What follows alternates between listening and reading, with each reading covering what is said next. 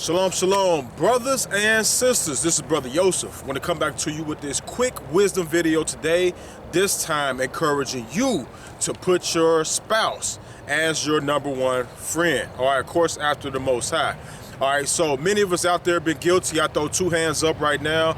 We've been guilty of putting other individuals, associates, so-called friends over our spouse, or our wives and our husbands, all right? And I want to tell you today, according to wisdom, this is something that we should not do, all right? Now, I'm going to go to the scriptures real quick. Ecclesiasticus chapter 40, I've had to learn this through experience, okay? A nice amount of wisdom you have to learn through experience, not just by book knowledge. And I had to see by experience that I was willing to go the extra mile to, have certain friendships, to go out of my way to see people, see individuals hundreds of miles away, over periods of time, and for those same individuals not to come and barely see me at all. All right, and then the wisdom principles came, and it had to, shine the light up on me. I had to really look at it for what it's worth.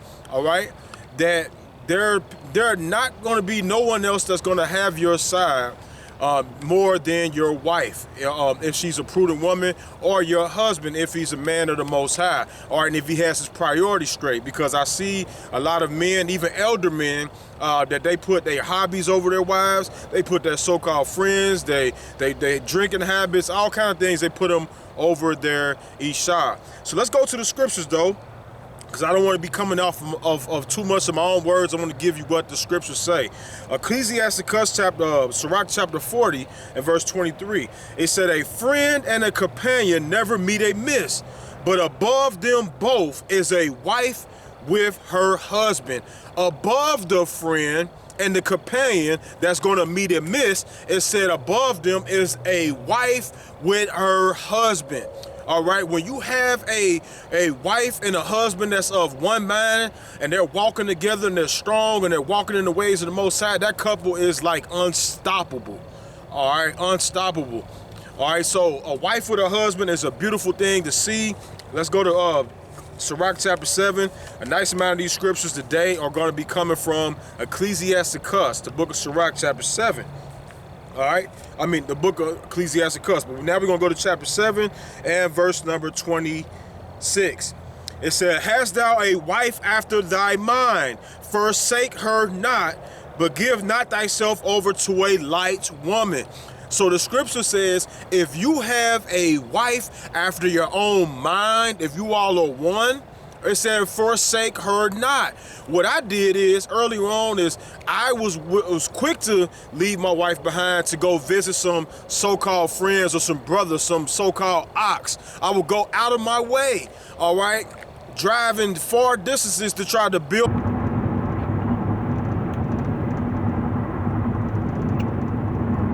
going to visit these same individuals who I was going to see, and guess what?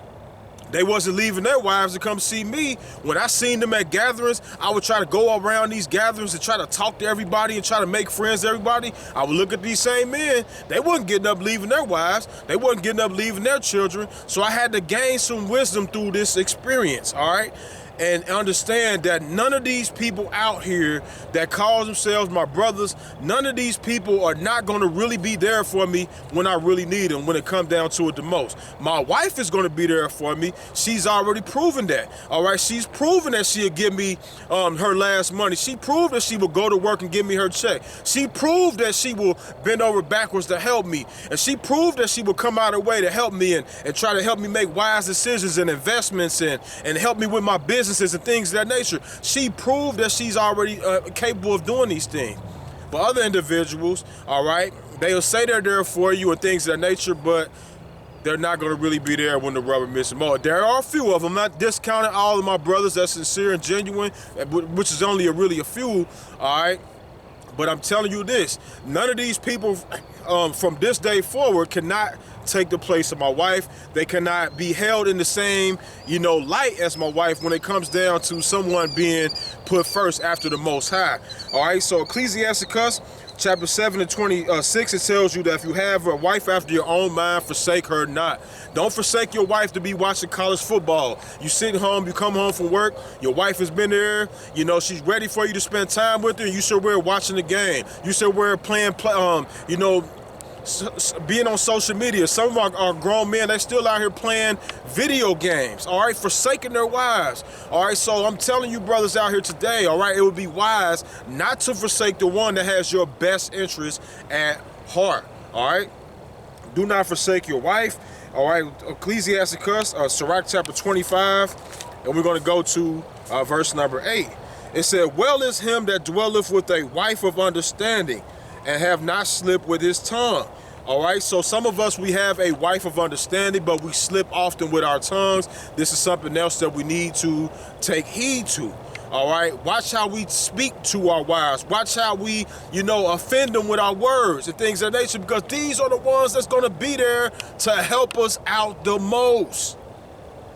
All right, take care of your woman. Take care of your wife. I know this talking about, you know, putting your spouse first, but the scriptures is more so alluding to a man dealing with a wife. I'm here to tell you today, all right, if you have a wife that fears the Most High, that loves him, that's after his own mind, she is going to be more valuable to you than gold, all right? Let's continue though. So let's go to chapter 26, the very next chapter over, all right? Learn this lesson the hard way. Putting individuals before my wife, all right? The same wife that has borne my children, the same wife that has proven that she would do anything for me. But I'm steady running over here to try to visit these people, running over here to try to be with these people. And the wisdom came to me. They're not doing the same thing for you. All right, let's continue though. So now, Ecclesiasticus chapter 26, it said, blessed or Baruch is the man that has a virtuous wife, for the number of his days shall double. So if you have a righteous wife, she's going to help you live longer. Your days are going to be double, because she's going to add value to you. She's going to add strength to you. She's going to give you words of affirmation and encouragement. Not a light-headed, not a light-minded person or a woman or a brother that you call a brother or a friend, all right? It says she's going to make your days double. A virtuous woman rejoice her husband. So this is when it comes on the woman's side. Now you women out here, all right, it's up to you, all right, to make your husband your very best friend. Not that sister, not that a coat, not that person that's you go out to coffee with and drinks with and things of that nature. Your husband should be your best friend outside of the Most High. Make it that way, all right? And husbands, you have to want to be that, all right? Make sure that your love is so tight for one another. When it talks about the book of Sirach, where I just talked about earlier, that their friends never meet amiss, but above them both is a wife and her husband. When they see y'all two walking together, they see two individuals with one mind. All right, Sirach chapter 26, Ecclesiasticus 26 and verse 3. A good wife is a good portion, which shall be given in the portion of them that fear the Most High. If you want a good wife, start fearing the Most High. If you want a good husband, start fearing the Most High. He will give that to you, all right? This is the wisdom when it comes to putting your spouse first. I mean, I'm amazed, I'm shocked. I go over some of these people, my respect level has diminished from them, because I see how they conduct themselves with their wives, with their husbands. All right, I see husbands and wives where it's looking like it ain't nothing going on between them. They're staying married maybe for the children. They're staying married because they don't want to be humiliated in the nation of people, in the congregation, in the assembly. It's reasons why they stay married, but their marriage look terrible. All right, let's continue though. Ecclesiasticus chapter 26 and verse 13.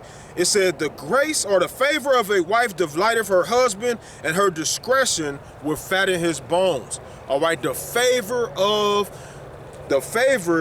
of a wife delights her husband. A husband should be delighted in his wife. A husband should be delighted to spend time with this woman that he's known from the days of his youth. Delighted to be the one that he's helped, that they're going half and half and they're splitting things with and they're helping each other out and they're raising children together. He should be delighted to stay around her. And if he's not delighted to be around her, then that means that they probably shouldn't have been together in the first place. That means that they may have been getting together for lustful reasons, which is the case in a lot of situations in today's time. All right. So if you have a spouse, all right, listen to me what I'm telling you right now. Do not put none of your so-called friends over your wife or over your husband. Because your friend will be your friend today and they will turn their back on you tomorrow. But this person that you made a covenant with, you made a vow with, all right, you're supposed to be together all the way until the end. So put that person as your number one friend. Treat him as your best friend, all right? I'm telling you, when I've been to the situation, I could treat my wife. A lot of these men out here today, they're treating their wives, especially in this awakening movement, they're treating their wives as if she's their servant. But I'm telling you this, all right? It's a difference between treating your wife like a servant. It's a difference between, I'm talking to adults right now, it's a difference between the sexual activity of her being a servant, and it's a difference between when she feels like she's your best friend. I'm telling you from experience. All right, treat her like your best friend. All right, treat your husband as if he's your best friend, because it ain't just a woman that controls the sexual thing. You know, if a man is not into it, you know, he can be somewhere else too. And it's a different type of sexual feeling from a man that's being treated like he is a king as he's just a person that helps pay the bills. Treat him like your best friend. All right, let's continue. Verse 14, a silent and a loving woman is a gift of Yah, and there is nothing so much worth as a mind well instructed. If you have a silent and a loving woman, you have found more treasure than gold right there. All right. If you have a silent and a loving woman, treat her right. Treat her like royalty. And in return, she's going to treat you like royalty, and she's going to take care of you. All right, let's continue. All right, chapter 26, Ecclesiasticus chapter 26 and verse number 22. A harlot shall be accounted as spittle, but a married woman is a tower against death to her husband. It said a married woman is a tower against death. All right, she's a tower against death to her husband. She is going to stand up and protect. She's going to stand up and watch his back. Sometimes I mess with my wife sometimes. Say, you like my ride or die. You know, ride or die. Back in the world, they used to say ride or die chick. She my ride or die chick, right? And you know, she know I'm just throwing a little joke at her. But she would do whatever for me. Whatever, all right? Go all the way out to make sure that I'm pleased, all right? So why would I put someone that hasn't shown that same level of respect over my wife? Why should you put someone that hasn't shown you that level of respect over your husband? Why should you put one of your so-called friends over your woman that you're about to be engaged to? Or you're planning on spending the rest of your life with? Why should you put someone else over that man that you plan on being with for the rest of your life? Why should you put an associate or a fake friend over that person? I'm just saying, I'm just asking you a question. Make your spouse your very best friend. I'm going to throw this scripture in here. Ecclesiasticus chapter 26 and verse 26. A woman that honors her husband shall be judged wise of all. If you want to be considered as a wise woman, start honoring your husband more. Treat him like he's your best friend. Treat him with the utmost respect. Make sure that you want to talk to him as much as you're calling on the phone, gossiping about people. Call your husband up. Make sure that you're talking to him on a consistent basis. And you men, make sure that you're calling your women up. Now, I'm not saying calling them all the time and begging them, bugging them like you did when y'all was first talking, all right, things of that nature. Sometimes that stuff can be a little irritating, especially when you're trying to conduct business and things of that nature. But you want to let them know that they're on your mind, all right? It says, a woman that honoreth her husband shall be judged wise of all, but she that dishonoreth him in her pride shall be counted ungodly of all. So a woman that dishonors her husband, her head, her best friend, who's supposed to be like a best friend, or even more than that. I'm using the word best friend. Of course, a marriage is way more than just a best friend, but I'm trying to throw that in there so you can see where I'm coming from. The similitudes of a best friend, they're excited about seeing each other. They can't, wait to get back around each other when it's time to depart. All right, they don't want to leave. That's how I was in the earlier stages of my marriage. I would drive 100 miles to go see my wife, and it was like when it was time for me to go back to the city where I was from, I didn't want to leave. I wanted to stay right there and keep building and keep building and keep building. Right? That's how it should be. That's your best friend. That's how a best friend really is. All right. So I'm gonna throw one more scripture in here and I'm done. Proverbs chapter 18. Proverbs chapter 18 and verse 22. It says, whoso findeth a wife findeth a good thing and obtaineth favor of Yah, or the Most High. If you have found a wife, you have found a good thing, and you will obtain favor of the Most High. All right, according to Malachi, he said they've been witness against you treacherously with the wife of your youth. Make sure that it's not you. All right, do not deal treacherously with the woman that the Most High has given you. Do not be so quick to put everyone else over your precious prized possession. Yes, she belongs to you. All right, women, you belong to your husband. All right, you're his. All right, you should take great delight in being the possession of a man of the Most High. But you men out here, don't treat your wives as she's just another slave or she's just another sex object. That's what you're going to get back in return, all right? The feelings and emotions of a woman that's not being treated. But if you can stimulate that mind a little bit, I'm telling you, you'll be seeing firecrackers in that bedroom. You'll be waking up with more smiles on your face. All right, I'm not telling you to be some type of coon or some type of punk or some type of pushover. No. Because a woman that loves the Most High, she loves a strong man of the Most High. So I'm not telling you be no doormat, so she can walk all over you. But if you can exemplify the wisdom of the scriptures, teach her the ways of the Most High Yah, spend time with her, love to be around her. You don't have to always be around. Sometimes you got to be around some other brothers. Sometimes I got to get away and be around some brothers so we can build, sharpen each other up in the scriptures, sit back, relax, talks about men things. Or it's a time when you got to get away from her. It's a time where she needs to get away from you and get around some of those sisters that she can build with. All right?